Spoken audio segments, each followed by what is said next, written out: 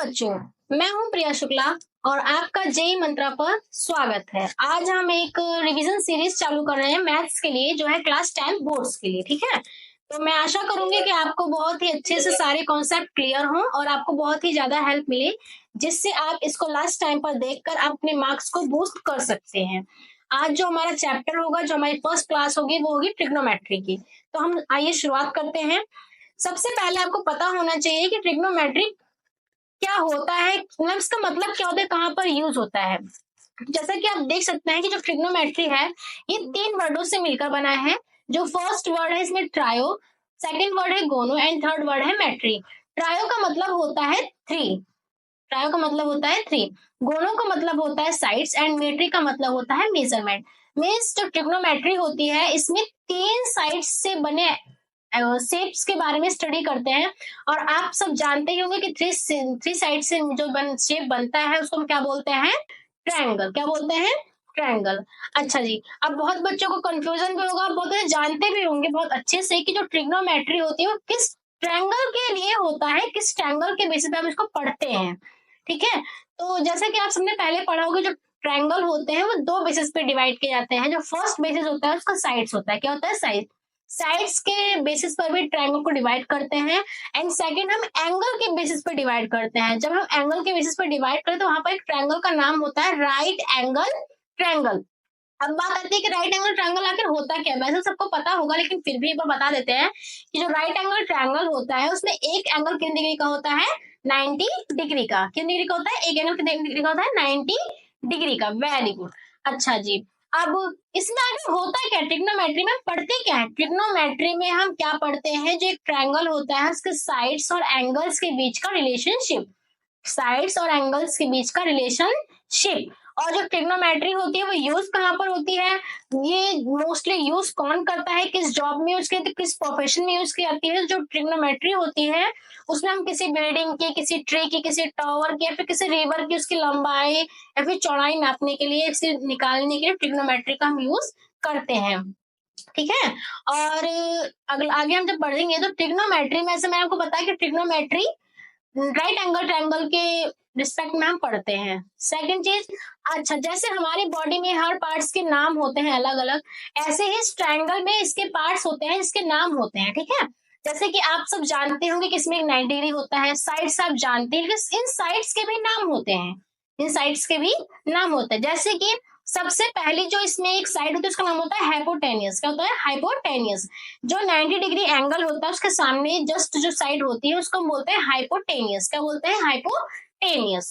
Second, जिस angle के respect में आप बात करेंगे, जैसे कि मैंने इस डायग्राम में एक रिस्पेक्ट में बात कर रखी है, तो जो ए डिग्री, जो ए एंगल है उसको हमने क्या मान रखा है यहाँ पे? थीटा। थीटा के सामने जो साइड है बीसी, तो बीसी क्या है यहाँ पे? परपेंडिकुलर, जिसको हमने पी से डिनोट कर रखा है।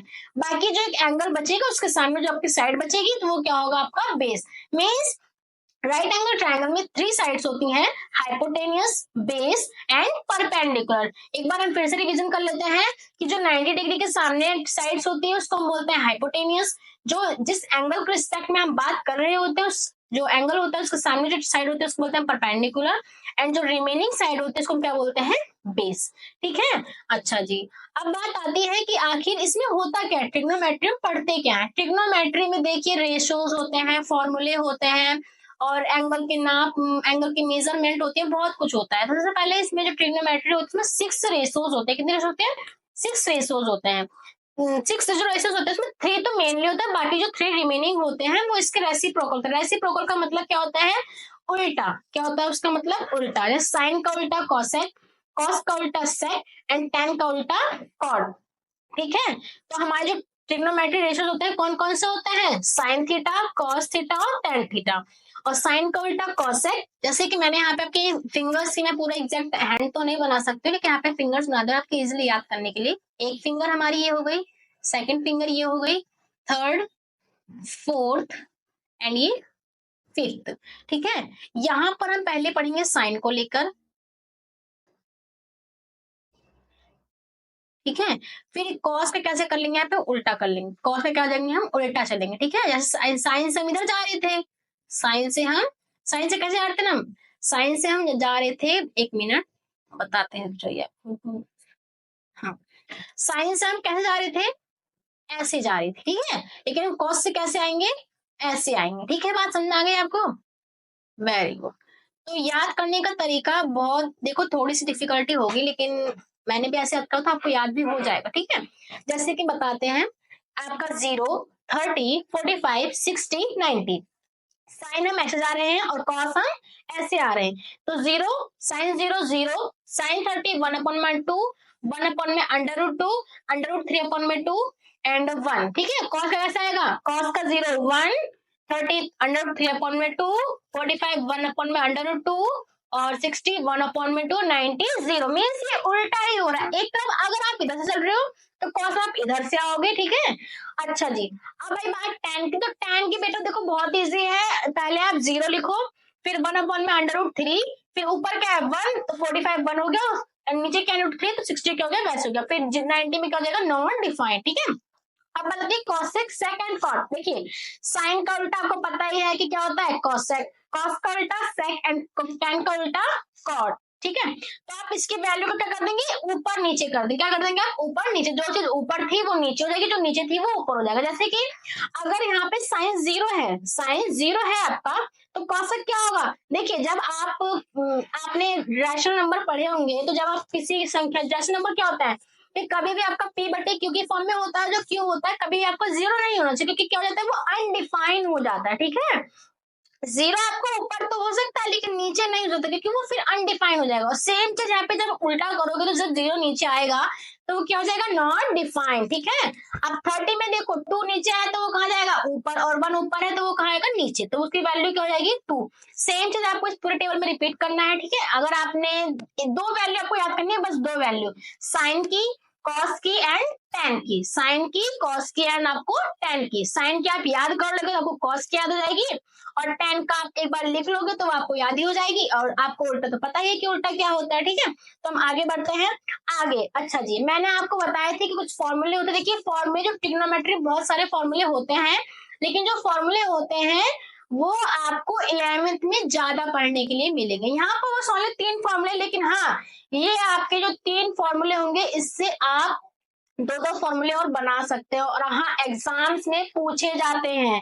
पहले ही बता रही हूँ मैं आपको कि आपने अगर यहाँ पे sine square theta plus cos square theta is equal to 1 याद कर रखा है, तो आपको यहाँ पर cos square theta -1 is equal to पूछ सकता है, तो आपको फॉर्मूले बनाने आने चाहिए, ठीक है। और मैं आशा करूंगी कि आपको इतना तो आता ही होगा, क्योंकि बेसिक चीजें हैं आगे पीछे ले जाने वाले, तो आपको इतना आता ही होगा, ठीक है। तो इसमें 3 आइडेंटिटी है, क्या क्या है, sign square theta plus cos square theta. आप थीटा बोलो चाहे ए बोल लो, मैंने ए को थीटा मान रखा है इसलिए यहाँ पर थीटा बोल रही हूँ, ठीक है। तो वो क्या होता है 1, sine square theta plus cos square theta is equal to क्या होता है 1।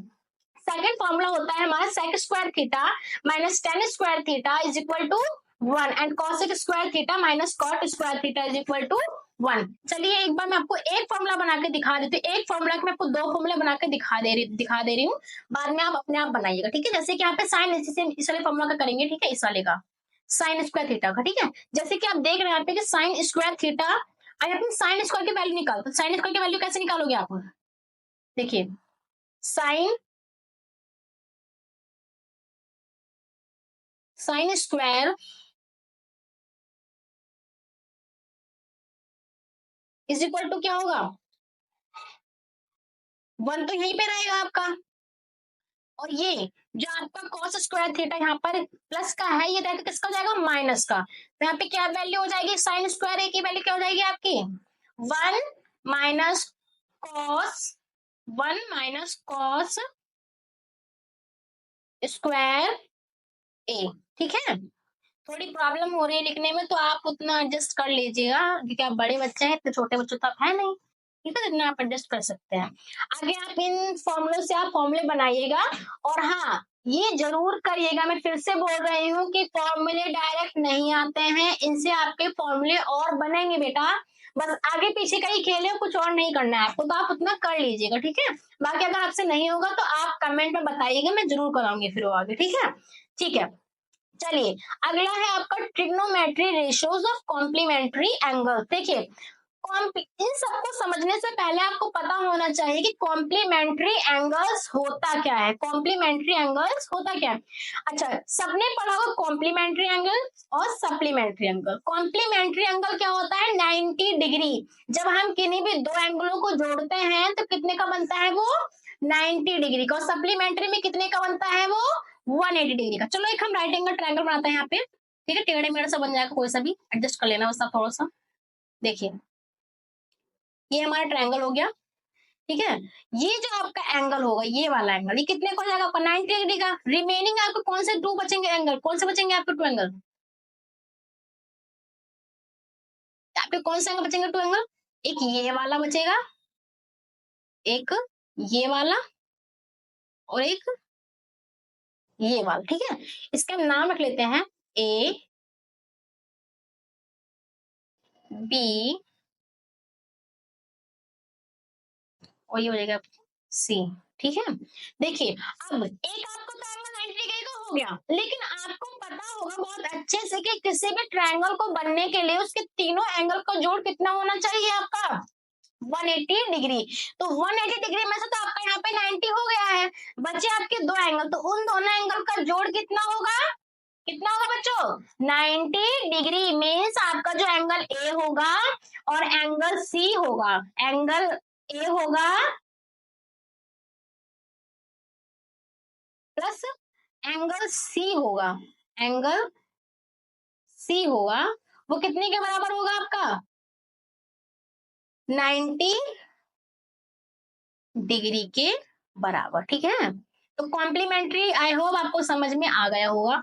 सेम चीज में यही कह रखा है कि ट्रिग्नोमेट्री रेशियोज क्या होंगे अगर कॉम्प्लीमेंट्री एंगल्स आपके होंगे, ठीक है?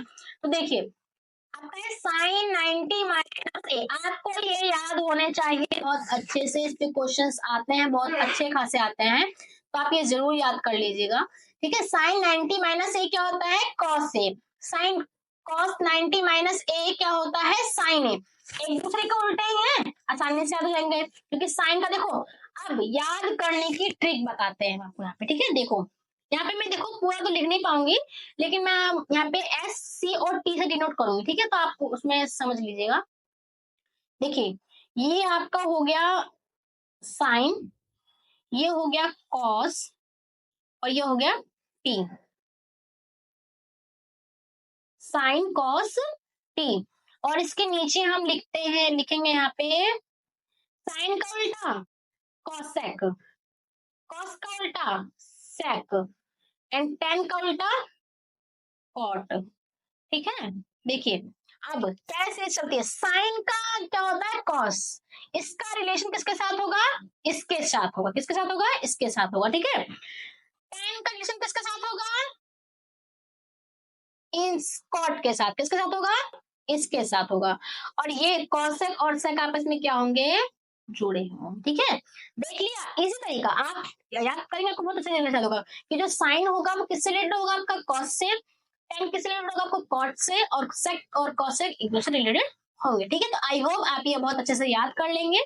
आगे बढ़ते हैं हम।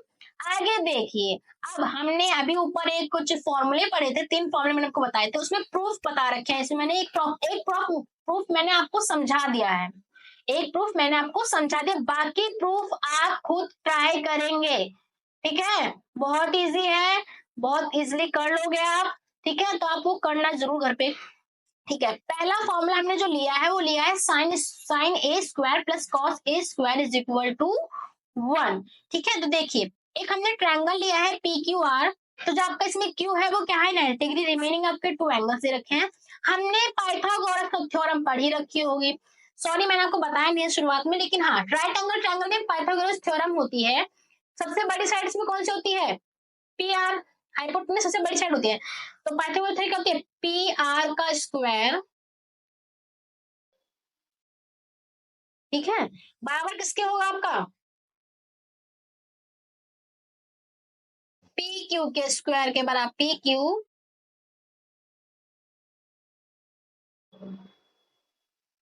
प्लस क्यू आर स्क्वायर के बराबर, ठीक है? ये होती है पाइथागोरस थ्योरम। ठीक है, इससे भी क्वेश्चन आते हैं।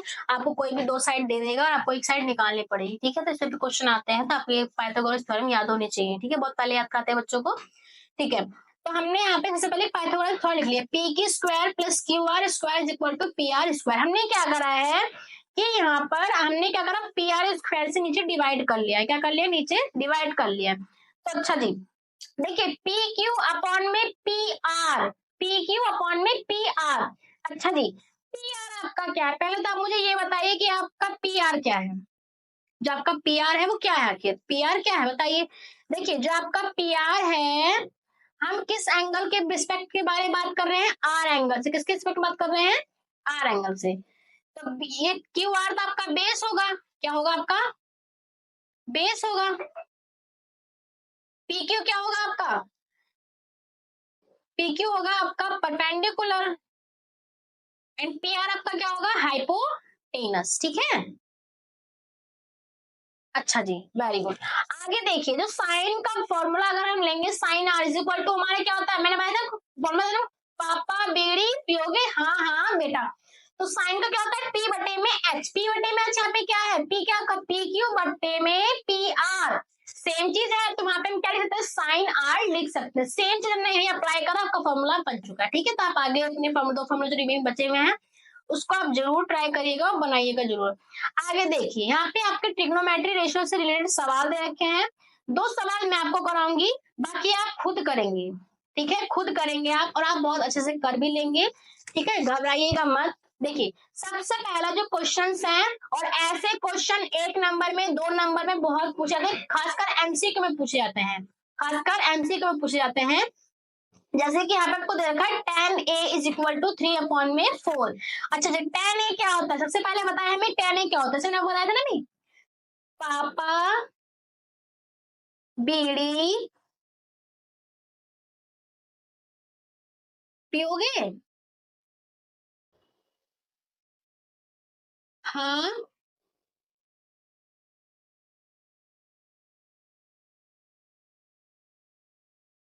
बेटा।